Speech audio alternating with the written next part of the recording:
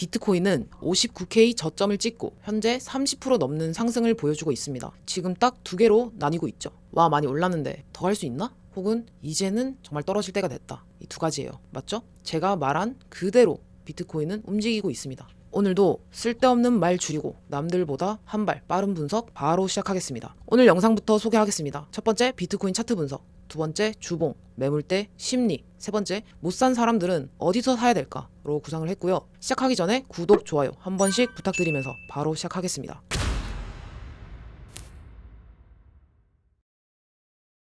지금 사람들이 헷갈려해요. 가격을 이렇게 올리는 동안 전쟁 이슈로 매수 못하게 만들고, 그런 와중에 안 좋은 뉴스들은 계속 나오는데 그동안 가격은 계속 올랐죠. 이때 뭐 비트코인뿐만 아니라 다른 증시들도 다 로켓포 쐈습니다. 제가 계속 말하는 부분이 있죠. 차트는 뉴스보다 선행한다고요. 원래 차트 작업 다 해놓고 다 올려놓고 나서 뉴스가 나옵니다. 보통 이제 물량 넘길 때 돼서야 뉴스들, 이슈들이 나와요. 예를 들어 가짜 악재는 어때요? 뉴스로 막 겁을 주죠. 옛날에 기억나세요? 마고기 물량 뭐 판다 던진다 해가지고 뉴스가 막 쏟아집니다. 그러니까 얘네가 팔면 이거 비트 가격 장담 못한다, 이거 엄청 떨어진다, 이런 뉴스 나오니까 사람들이 공포에 엄청 떨었지만 결국 말로만 겁을 주고 매집을 하고 있었던 거였죠. 결과적으로 봤을 때. 그럼 진짜 찐 악재는 뭐냐? 차트부터 이유 없이 폭락합니다. 그러니까 사람들이 난리가 나요. 이거 뭐냐, 왜 이러냐, 무슨 일이 생겼냐. 근데 이게 좀 있다가 마고기 물량을 전부 다 팔아가지고 차트가 떨어졌대요. 이제 이런 뉴스가 떠요. 그러니까 뉴스 이유들이 떨어지고 나서 나오는 거죠. 근데 이게 사실 우리가 접할 수 있는 진짜 악재라는 거다. 그러니까 이제 여기서 중요 포인트는 순서가 다르다는 건데, 지금도 그걸 반복 중이죠. 지금 상황이 어떻게 느껴지세요? 진짜 악재에 가까운가요? 아니면 가짜 악재에 가까울까요? 이걸 모르면 평생 매매를 어떻게 하고 저떻게 해도 반쪽짜리인 겁니다. 어쨌든 그렇게 진행이 되고 있는데, 이제서야 30K, 40K 외치는 사람들이 좀 조용해진 것 같아요.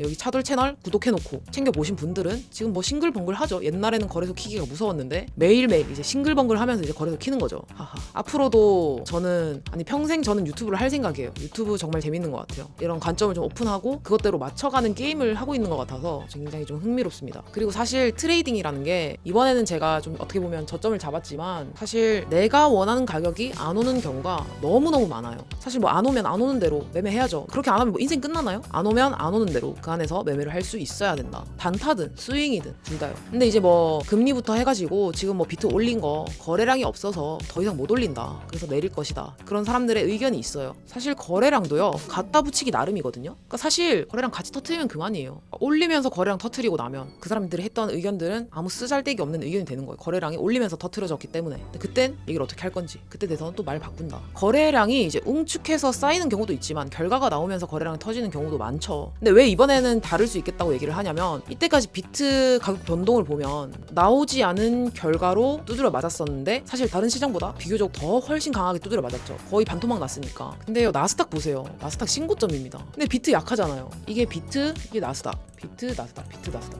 훨씬 약하잖아요. 근데 이제 결국에 지금은 그렇지만 비트코인이 그만큼 응축을 많이 했다고 저는 생각을 해요. 이거를 터트리러 가는 시점이 반드시 온다는 입장입니다. 그 턴이 올 건데, 만약 턴이 왔을 때 가격을 올린다면 거래량은 그때 들어올 것이다. 그래서 저는 더 올라간다고 생각을 하고 있습니다. 그리고 이제 여러 가지 뭐 장기적인 사인들 뭐 이런 것도 좀 참고해 볼 수 있는데, 이전에 그 뭐 하락장에 대한 뭐 부정적인 시선에 대해서 제가 브리핑한 게 있어요. 제가 팬딩에 올려놨는데, 과거 하락장이랑 비교를 해봤을 때 여기죠. 2022년 4월부터 하락장이 시작이 된 거죠. 그러니까 2022년 4월부터 빙하기가 시작이 됐습니다. 왜냐면 이 기점으로부터 상승 추세선이 깨지는 자리였으니까요. 그래서 거래자들이 줄고, 비트코인도 이제 사실 크게 보면 이런 자리에서도 크게 변동이 없었어요. 근데 이제 이게 오래 걸리고 추가 하락이 계속 나와서 사람들이 그냥 계속 떨어졌구나 이렇게 생각을 하는데, 이 값을 정확하게 대어보면 떨어지는 와중에도 여기 이 작은 캔들이 반등이 얼마인지 아세요? 자, 값을 대어보면 반등이 거의 한 40-50% 나오고 그러고 나서 떨어진 거예요. 왜 과거 데이터를 대입을 해서 보냐라고 물어보신다면은, 다들 지금 하락론자들 의견이 어떤 거냐면 프랙탈을 반복할 것이다, 그래서 30K, 40K 외치고 있는 거거든요. 근데 그렇게 공포를 떨고 있으니까 저도 과거 데이터를 통해 가지고 설명을 드리는 거예요. 첫 번째 구간에서 반등 45% 나왔죠. 이게 위에 물려있는 사람들은 체감이 안 되겠지만, 이 떨어지는 와중에도 반등은 45%씩 반등을 주면서 움직였다. 자, 그럼 이제 현재 시점으로 돌아와서 이제 이 구간이 이전에 반등했던 구간이라고 해석이 되죠. 왜냐면 이제 이게 반등이 아닐 순 없으니까. 자, 그럼 여기서 아까 얘기했던 45% 정도가 반등이 하면 얼마가 될까? 그게 87K가 된다. 그러니까 하락장이고 부정적인 견해로 보고 과거 프랙탈로 보더라도 87K까지 반등이 나오는 게 비합리적인 의견이 아니라는 거예요. 이 시점을 얘기를 하는 건데, 과거에 이제 비트코인 어떻게 됐고 솔라나가 상폐되고 했던 그 시기가 이제 이때쯤이거든요. 뭐 어쨌든 결국에 이제 여기서 반등을 하고 추가적으로 더 떨어지긴 했지만, 어쨌든 이 떨어지는 와중에도 반등이 40%짜리가 나오면서 떨어졌다는 게 중요한 점인 거죠. 두 번째, 지금 코인이 이렇게 올라와도 다른 시장 대비 너무 약해서 관심도가 그렇게 높지 않아요. 그러니까 사실 뭐 저 같은 사람이야 코인을 하는 사람이고, 그러니까 뭐 1K 반등하는 거 쳐다보고 그러지, 일반 사람들은 사실 쳐다보지도 않습니다. 그러니까 사람들이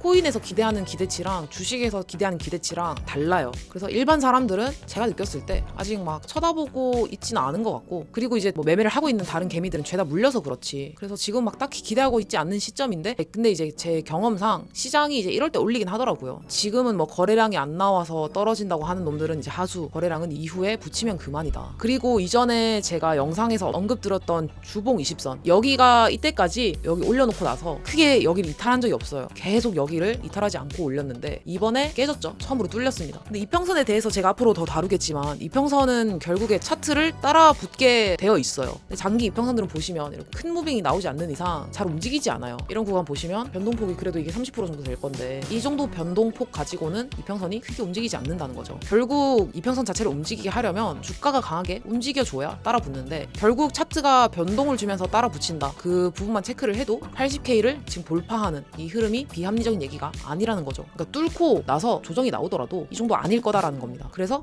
이 자리에서는 추가 상승을 생각하는 게 합리적이라고 계속 생각합니다. 그리고 이제 이때까지 못 산 사람들도 타야 할 자리를 기다리고 있을 것 같은데, 일단 계속 얘기 드리고 싶은 건, 저는 일단 숏만 치지 말라고 얘기를 좀 하고 싶고, 87K 이제 이 구간 한 번에 간다고 생각하면 어쩔 수 없는 거예요. 못 하는 건데 여전히 안 줄 수 있다고도 생각하고 있어요. 근데 단기적으로 30% 넘는 반등을 줬으니까 이 정도로 조정은 줄 수 있다고 생각을 해요. 그럼 어떤 자리를 찍고 갈 수도 있냐라고 물어보시면, 73K에서 한 75K 정도가 이 구간에서 나눠받으면 될 것 같습니다. 그러니까 예전에 말했던 것처럼 비트가 이렇게 급하게 올리고 나면 비트는 그 매물대 채우는 작업을 꼭 한다고 말씀을 드렸어요. 이번에도 채우고 간다면 이 정도 자리는 줄 수 있겠다 생각합니다. 근데 지금 그걸 채우는 시기가 이번이 아니고 바로 여기서 가버리는 것도 가능해요. 그럼 이제 나중에 채우러 오겠죠, 어떤 이유로 인해서. 그래서 이제 가능한 시나리오는, 지금 추격으로 롱 들어온 사람 꽤 있을 거예요. 고배롱들 있을 건데, 이거 털고 가려면 한 이 정도 73K에서 75K 이 정도가 합리적이다라고 생각이 듭니다. 그게 제일 깔끔하네요. 그래서 사실 뭐 현물은 뭐 지금 사나 뭐 좀 이따 사나 뭐 분할로 사면 되니까 급하지 않은데, 지금 단타거나 레버리지 땡겨서 매매하는 사람들은 기다리는 게 정배인 것 같아요. 지금 따라잡기에는 손절폭 짧게 안 잡으면 손익비가 안 좋습니다. 그래서 이제 마음이 급하다고 해서 아무 자리에서나 추격하면 안 되겠죠. 그리고 이제 타점에 대해서도 얘기 한번 하고 가자면, 제 영상들 12주 동안 올린 거 제 영상대로 다 갔습니다. 이렇게 떨어지면서 추가 하락 나올 수 있는 것까지랑 다시 올리는 그림까지 바닥 예측한 사람은 차돌 저밖에 없습니다. 다들 댓글 칭찬 부탁드리고요. 앞으로 더 좋은 브리핑 드리도록 하겠습니다. 그래서 어쨌든 제가 여기서 계속 샀고 평당 68K에서 첫 타겟 77K로 잡았다가 최종 목표가 80K로 바꿨잖아요. 근데 현재는 조금 더 높였어요. 근데 그 최종 목표가가 그래서 82K에서 87K 정도가 될 건데, 거래량이 터지는 장대 캔들에서 정리할 예정이라서 정확히 얼마를 찍을지는 그때 가봐야 알 것 같아요. 그래서 뭐 제 포지션은 항상 채널에 업데이트 되니까 고정 댓글 확인하시면 되고, 이전 영상도 다 확인해 보시면 계속 일관되게 얘기하고 있죠. 처음에 의심했던 사람들 이제는 제 말 다 맞았구나 라는 걸 알 겁니다. 그리고 저는 100% 포지션을 다 까잖아요.